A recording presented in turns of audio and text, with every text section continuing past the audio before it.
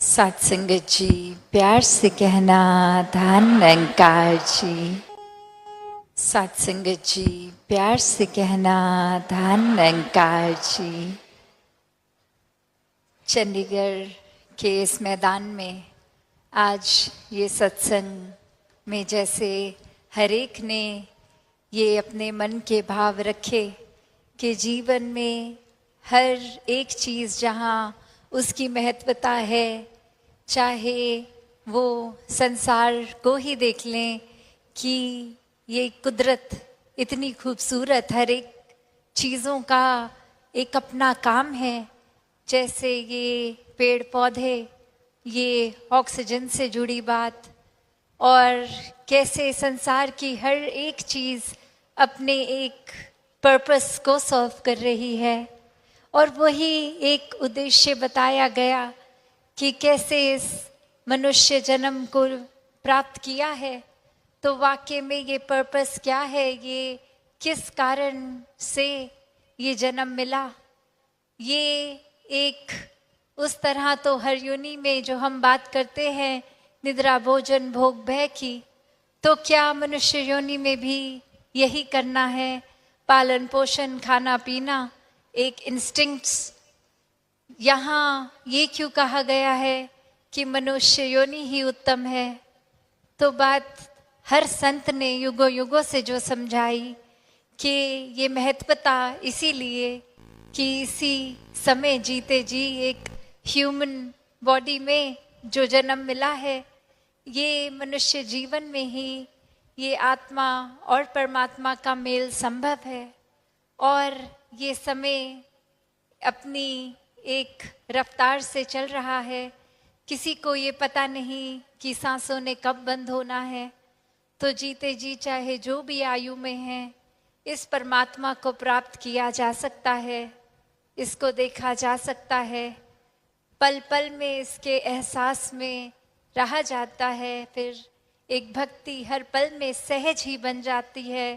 वो एक लाइफस्टाइल की भी अगर बात करें, कुछ भी कार्य है, ये भक्ति साथ साथ ही हो रही है।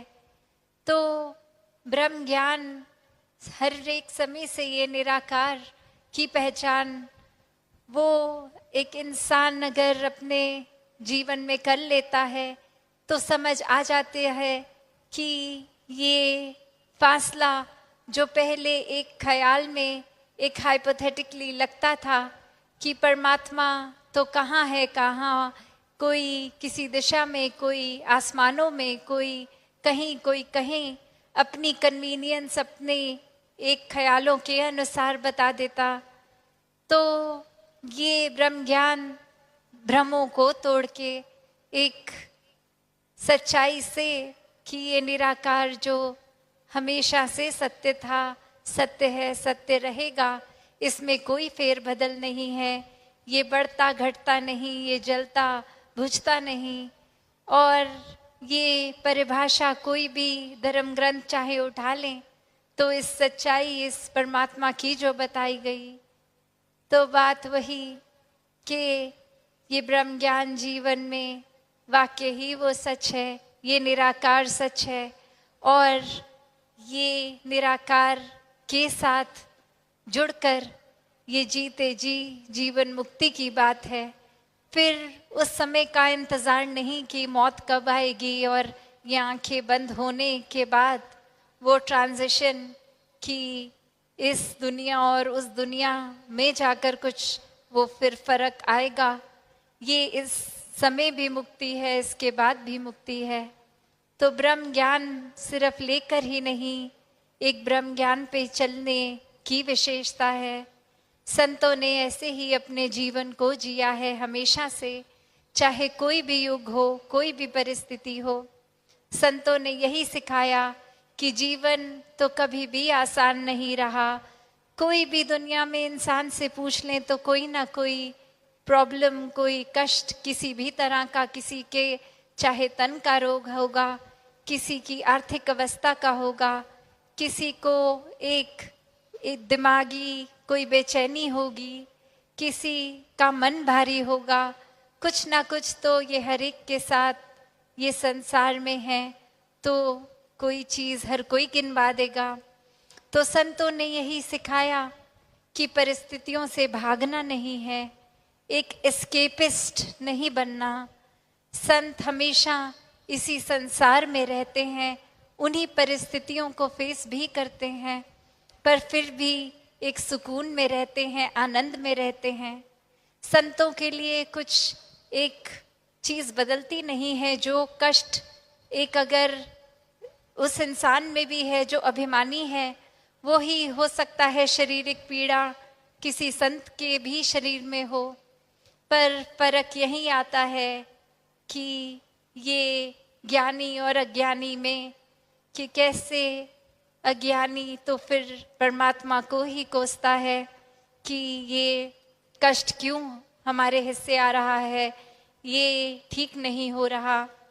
और वहीं ज्ञानी शुक्राने भाव में रहते हैं कि शुक्र है अभी ये कष्ट इतना नहीं है, ये कोई पीड़ा इतनी नहीं है। और शुक्र है परमात्मा का कि अगर आपने ये सही समझा तो ही दिया। ये कष्ट पता नहीं कैसे, पर बहुत ज़रूरी होगा हमें एक्सपीरियंस करना, इसको गो थ्रू करना।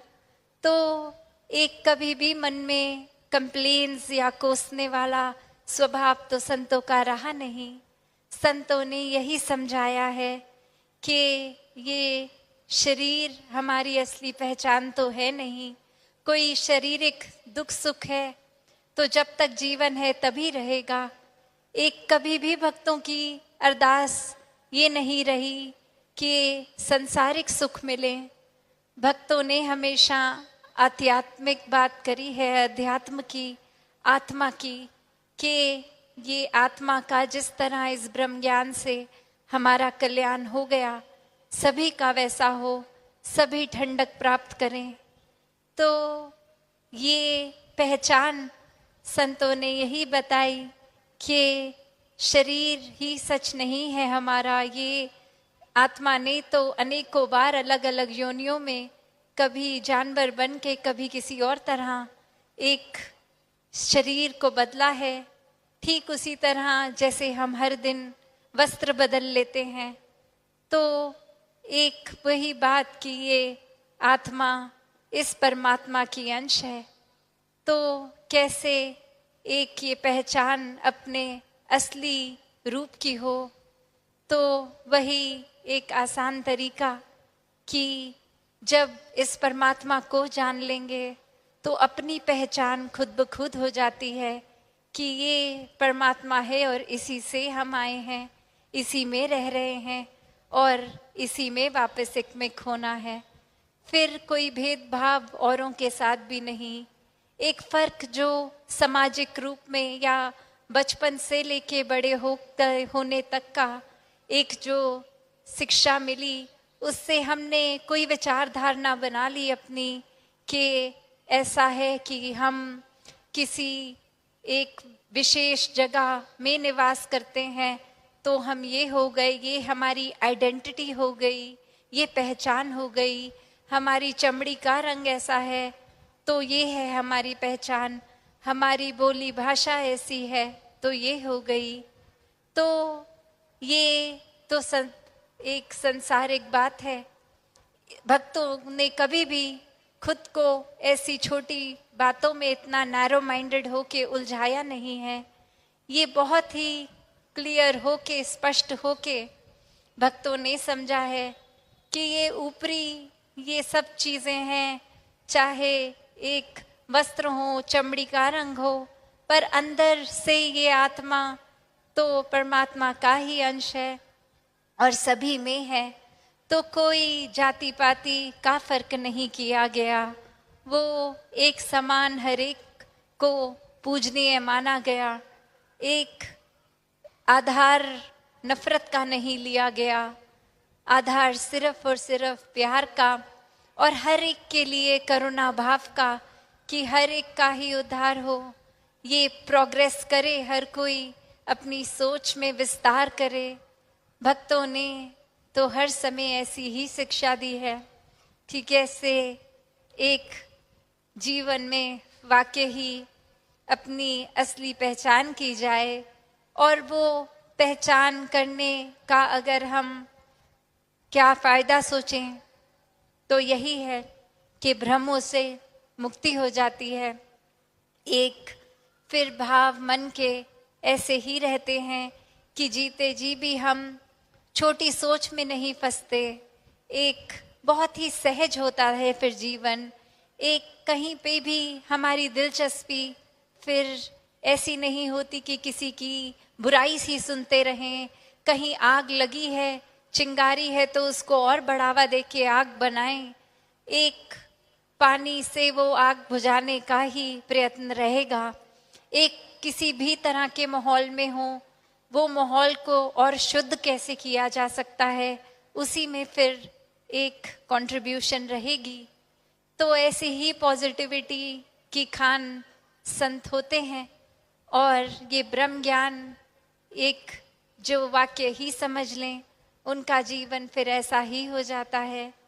और किस तरह से, जैसे एक कहानी का आधार लेके दासी एक बात रखना चाहेगी कि इस कहानी में एक इंसान कहीं किसी दूसरी शहर में जा रहा है और अचानक से रात हो गई और वहाँ तक अभी पहुँच नहीं पाए।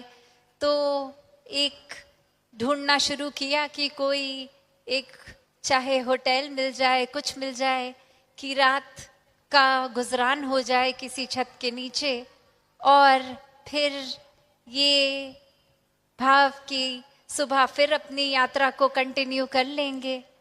और अब थोड़े एक जगह से दूसरी जगह ढूंढा गया पर एक जगह कोई खाली कमरा नहीं मिल पाया। और वो एक फाइनली जगह मिली, पर उसमें उनको कहा गया कि ये कमरे में एक और इंसान ऑलरेडी है इसमें, तो आपको अकेला अपने लिए तो कमरा नहीं मिल सकता। अगर मंजूर है तो उसके साथ शेयर करना पड़ेगा। और अब बहुत लेट हो गया था और थक भी गया था वो इंसान, तो वो एक मान गया। और मानने के बाद जब उस कमरे में गया तो जैसा जिस हालत में था वो बिल्कुल थका टूटा भी वैसे ही एक लेट गया। और कैसे वो जूते भी पहने रह गए, वो वस्त्र भी एक पैंट शर्ट उस तरह से फॉर्मली ड्रेस्ड, वो वैसे ही लेट गए। और अब उसके साथ जो इंसान, वो उसकी नींद खुलती है तो वो उनको कहते हैं कि आप अब सुबह के वही कपड़ों में होंगे तो आप आरामदायक कोई कपड़ा पहन लें।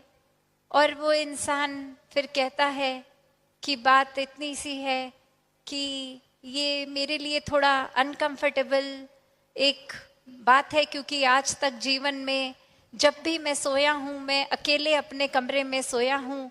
किसी और इंसान के साथ एक वो एक्सपीरियंस एक नहीं रहा इस तरह का, तो मेरी कंफर्ट जोन में नहीं है। इसलिए मैं एक इस तरह ही सही एक कंफर्टेबल नहीं हो सकता, पर ये रात तो बितानी ही है।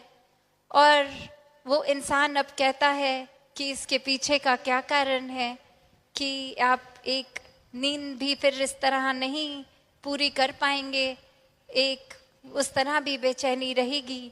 तो वो इंसान कहता है कि मैं जिस तरह हूँ वो मेरी पहचान है। ये कपड़े तो मुझे पता है कि मैं कौन हूँ। मैं एक अपना नाम बताकर कि ये मैं ऐसा दिखता हूँ, ये मेरे कपड़े हैं, ये मैं अगर अकेले कमरे में होता हूँ तो मैं ही होता हूँ। पर आज जब किसी और के साथ हूँ तो सुबह उठ के पता नहीं मुझे कैसे पता लगेगा मैं कौन हूँ, दूसरा इंसान कौन है। तो ये बात अब साथ वाले इंसान को अजीब तो लगती है, पर वो एक तरकीब बोलते हैं कि चलिए आप ऐसा कीजिए, आप अगर अपने आरामदायक वस्त्र कोई डाल लेंगे तो एक पहचान की ही बात है, तो एक कपड़ा बस अपने हाथ में बांध लें, उससे आप सुबह उठेंगे तो आपको पता चलेगा कि आप ही हैं और दूसरा व्यक्ति मैं हूँ। और ऐसे ही वो करता है।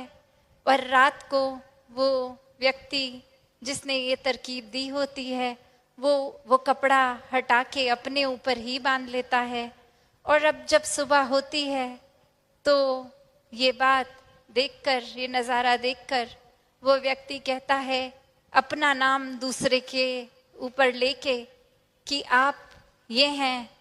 ये तो मैं समझ गया क्योंकि इस व्यक्ति ने अपना नाम लेकर कि इस इंसान ने वो कपड़ा तो रात को पहना था, तो अब जिसके ऊपर वो कपड़ा बंधा है वो तो फिर यही होगा। तो अब सवाल ये है कि मैं कौन हूँ।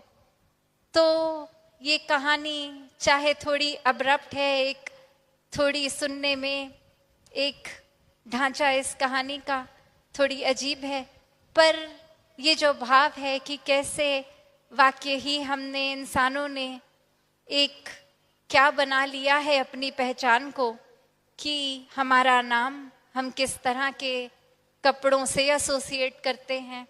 और ये सिर्फ चाहे फिजिकल कपड़े नहीं, ये आजकल अगर हम देखें तो कोई डिग्रियां ले ली हों, कोई इम्पोर्टेंट पोस्ट में हो, पदवी मिल गई हो, ये सब भी हमने अपनी पहचान ही तो बना ली है।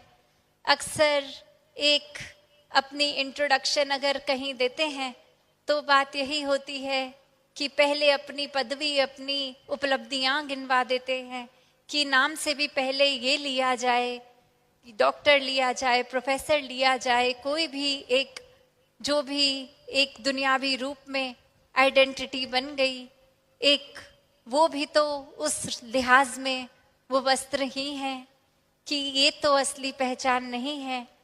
कैसे एक समझ की बात है कि वाक्य में असली पहचान तो फिर यही है कि धीरे धीरे अगर हम सोचें कि क्या रह जाएगा, ये जब वस्त्र को भी एक बार ये बात हटा दें, चमड़ी को भी हटा दें, ये हड्डियों को, ये ऑर्गन्स को, तो क्या ही बच रहा है।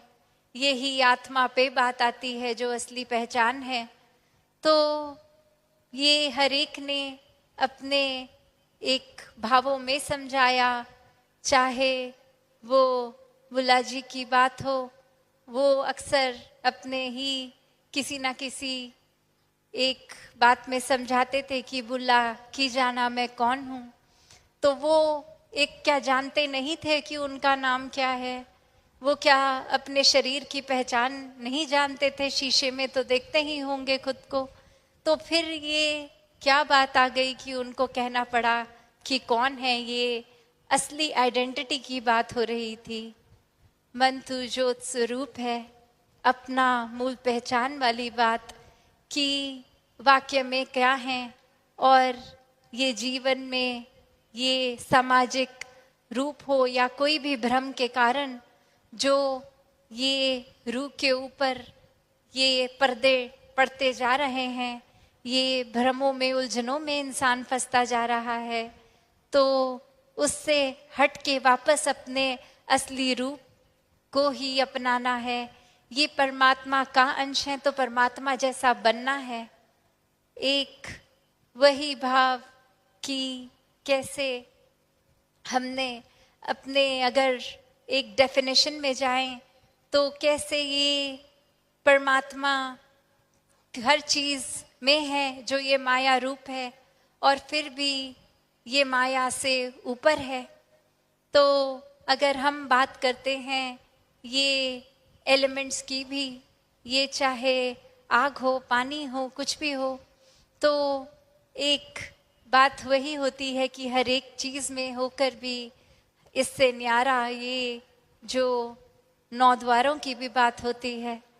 तो कैसे अपने जीवन में हर कोई ये परमात्मा को प्राथमिकता अगर दे, एक परमात्मा को जान ले, तो एक छोटे मोटे मनमुटावों से लेकर एक बड़ी बड़ी भ्रमों से भी आज़ादी मिल जाती है। एक आत्मा का कल्याण हो जाता है। ये जीवन फिर रूहानी गुणों से भर जाता है। एक जीवन में इंसानियत ही सिर्फ झलकती है। एक भेदभाव, बायसनेस खत्म करके अपनत्व का भाव आता है। हर किसी में फिर ये स्वयं के ही दर्शन लगते हैं कि हर कोई अगर हर एक में ही मैं हूं तो चोट किसको पहुंचानी, नफरत किससे करनी। तो भाव हर एक के यही, और मन में फिर यही बात कि ये असली रूप ही पूजनीय है, हर एक का ये परमात्मा ही पूजनीय है। तो दिलों को कैसे साफ रखना है वो भी एक बहुत ही आसान तरीका, क्योंकि संसार में पल पल में कुछ ना कुछ हो रहा है और कोई ना कोई एक्सपीरियंस भी हमारे साथ हो रहा है। तो अगर मन में कोई मैल जम भी रही है तो तुरंत उसको साफ करने का तरीका ये सेवा, सुमिरन और सत्संग ही है कि उसी समय इस निराकार को मन में वापस बसा लें। जितना ये परमात्मा मन में बसेगा उतनी ही किसी भी तरह की धुंध, मिट्टी सब साफ हो जाएगी, ये क्लैरिटी रहेगी। एक खुद को ही ये सेल्फ रियलाइजेशन वाली बात, एक खुद ही अपनी सोच में हम अगर एक कदम नेगेटिविटी की ओर ले गए एक सहज में, तो वो वापस उसी टाइम एक सही मार्ग पे वापस आ जाते हैं, ये पॉजिटिव हो जाते हैं। तो ये जिन्होंने भी संतमति अपनाई, जिन्होंने भी संतों का संग किया, हर समय निराकार का आसरा लिया, उन्होंने वाकई ही अपने जीवन को सफल किया। तो दासी क्या अब घड़ी की ओर नजर, तो दासी और समय ना लेके इन्हीं शब्दों से आपसे आज्ञा